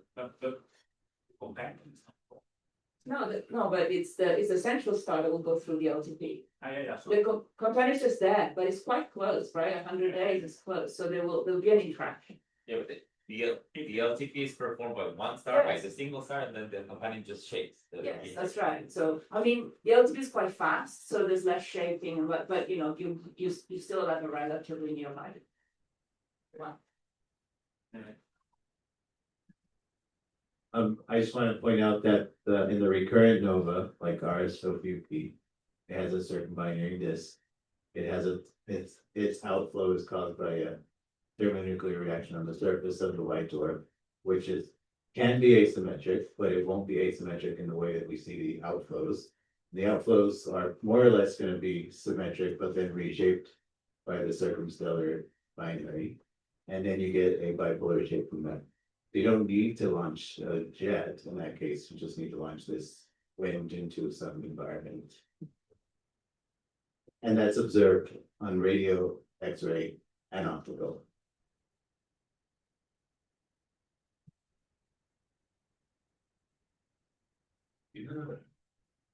More or less, but I kind of missed what you just said, so I'm not sure if I'm going to say. the same. Yeah, no, I got distracted, I was like. But what I was going to say is that then these objects with viscosity disks, they we don't really know how their envelopes would look on large scales, but they seem to have very little circumstellar mass compared to the much more asymmetric objects that we see. And for which and these more asymmetric, more massive circumstellar envelopes that we see, they don't seem to have these close binaries as far as we can tell. That's what Bruce just talked about yesterday. So then, to me, it's not very weird that then you will get this very symmetric nebula inside of a more symmetric one. If it's a low mass, large scale nebula, but it would be very weird to get an asymmetric inside of an asymmetric both being very massive in terms of surplus elements. I don't know which objects would make that. We don't know many of them, I think. Anybody else have any further points to add to this fascinating discussion? Magnetic fields? Albert, I can you, Albert out.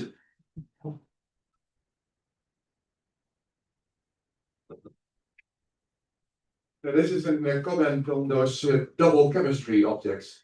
It is a very small group of the Wolf-Rayet central stars. They're all cool, type 10 to 12, so 20,000 Kelvin. They don't seem to evolve to higher temperatures. There's no counterpart among the higher temperatures.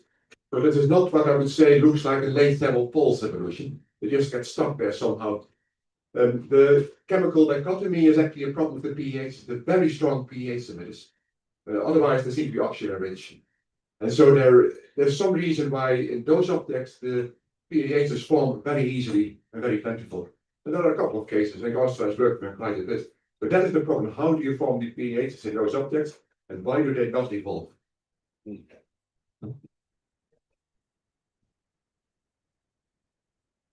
want to pick up on that? All right.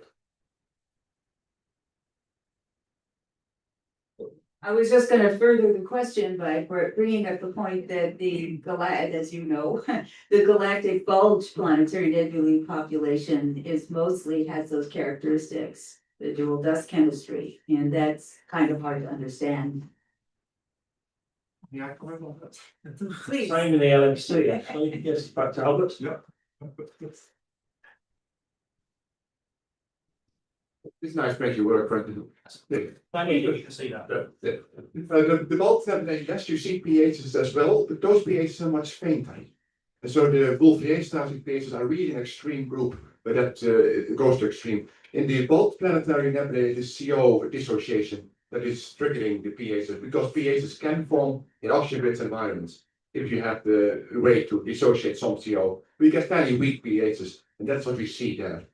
But the late Wolf-Rayet stars are very different from that. Thanks. Anyone else?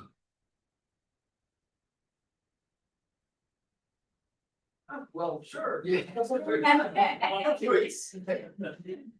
guess I would just offer the historical perspective that since we have 3 minutes before lunch, that we started looking at Wolf-Rayet central stars. Rudy remembers this just as well as I do.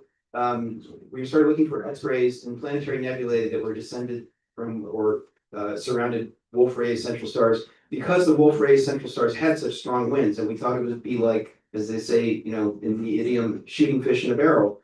And it was to a certain extent. It is much more. I think it's the statistics show it's easier to detect X-ray hot bubbles around Wolf-Rayet central stars than non-Wolf-Rayet central stars, quote unquote. And that goes as far as the accidental detection of NGC 5315, which was a Wolf-Rayet central star planetary nebula, just happened to be sitting in the field of N299, another one or something like that. And we didn't detect N299, but Rudy found NGC 5315 as a bright one. So I guess I'm just offering that as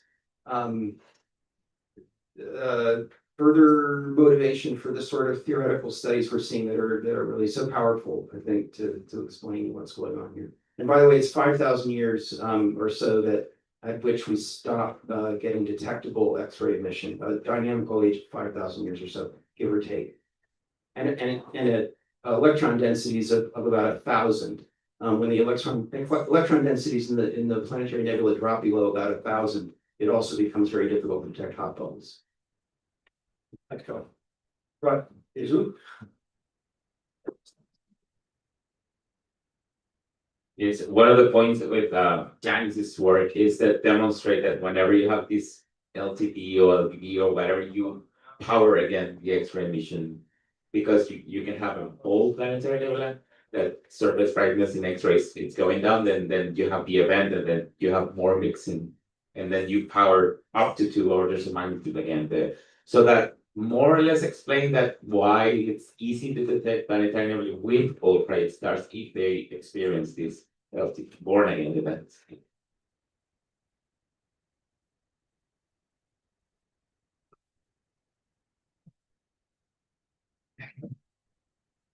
Okay, we coming to a natural end of this discussion, or somebody, anybody have anything else they'd like to add? Right, yes, we do.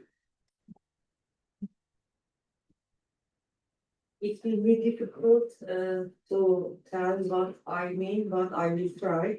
So, Dr. Bertolini had asked us why nitrogen and why is nitrogen not included in the outcome of the seismologic situation for P 1151 PG stars. So why nitrogen is not included in the pulsations?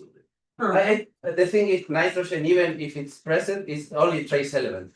So maybe if it was like 20% nitrogen by mass fraction, it would be important. But the thing is only like 1% or even less by mass fraction. So it's not. It will not change the opacity in the interior of the star, and it's the opacity bumps. So the regions in the star where the opacity goes up, what drives this kind of pulsations with kappa mechanism pulsations in GW vision. So it's not so much that it's nitrogen, it's more that it's always a trace element. Yeah, so in the means of this, the A-type stars, 30% of A-type stars are show peculiarities, peculiar, and most of the reason of this peculiarity is actually because of their hyperfine structures, which is correlated with their mass, nuclear mass. I mean, their proton alignment outcome. So maybe there is a correlation for nitrogen, because nitrogen nuclear priority is different than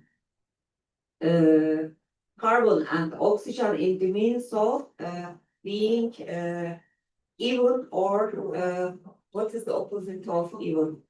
Odd. Odd. Nitrogen is odd, so its opacity outcome is different than oxygen and carbon. So maybe the same phenomenon is occurring like in A stars in the means of peculiarity. Also, I could also tell you know the nuclear magnetic resonance tool. Also, we use it in medicine in hospitals. So the principle of this tool is the proton alignment outcome. So we look at the big picture, but maybe we should look inside the smaller, very infinite small pictures, the nuclear part, for the outcome of these peculiarities. I'm not so sure I'm following, but in A stars, you mean like main sequence A stars? Main sequence A star. So the thing is, the chemical peculiarities in main sequence A stars are due to diffusion, like chemical diffusion. And this is because those stars are just in the right region where you don't have neither strong winds nor convective envelopes. So this is the reason why diffusion acts very efficiently on these stars. Yeah, but this is not the case. Reason of that diffusion. But I was telling us the reasons of those diffusions for those peculiar stars. There is not enough explanation for the reasons of those diffusion effects in the literature. Anyway. Thank you. Interesting. Any further? Yes, we have the student at the back. Bringing this to a close shortly. It's probably the longest discussion session we've had so far in the meeting. By in terms of feet. I've done 3 kilometers. I have a question to Mila. So how do you think the possibility of a ball and object that made great experiments another ball again? What's that sound? Sorry? A ball again. Born again, born again. Twice. The same object. The square. So if you, I mean, in a way, in low mass stars, like by low mass star, I mean like a 1 solar mass object. The transition time from the giant branch to the wide one is so slow, so it's hundreds of thousands of years, that that is much larger than the in, let's say, the interpulse period. So you will have several late thermopulses happening on the same star when you go to very low mass stars. I mean, probably you won't see the planetary nebulae on those because the timescales are off. So, but you can have this kind of, not the VLTP type, probably not, but the LTP type. So there's this kind of born again that you have on the horizontal part. You see that happening in the models plenty of times when you go to 1 solar mass object, or even maybe 0.9 solar mass objects. Yes, you see that. Thank you, and I think it's quite fitting that the first speaker has the last comment at the session. So nobody else can say anything now because I'm starving. I'm sure some of you are as well, and I think it's time to wrap up. So thanks everybody for a great session, great discussion. Any last comments, Martin? Yeah, the very last comment for the banquet, remember to bring your badge or at least the ticket inside for the dinner. No ticket, no dinner. What about, Oh, okay, so you can leave your stuff here, there is no problem. It's just outside. Yeah, it's just outside, yeah. I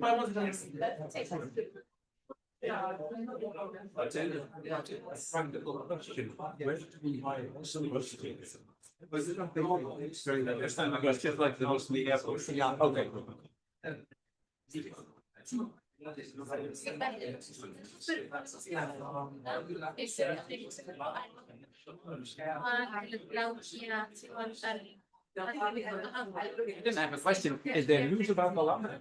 But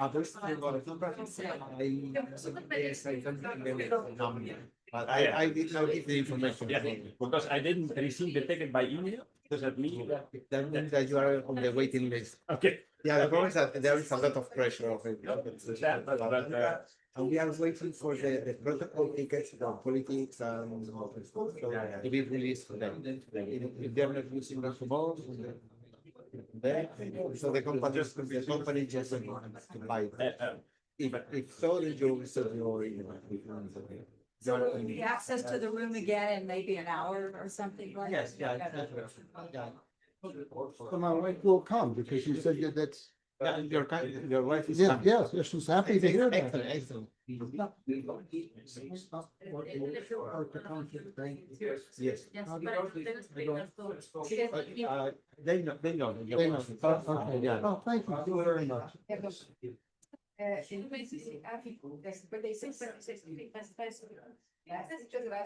yo creo que ya mañana ya está.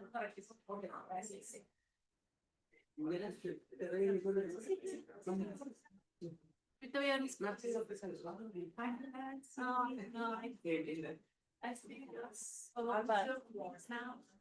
I don't know. Complicated.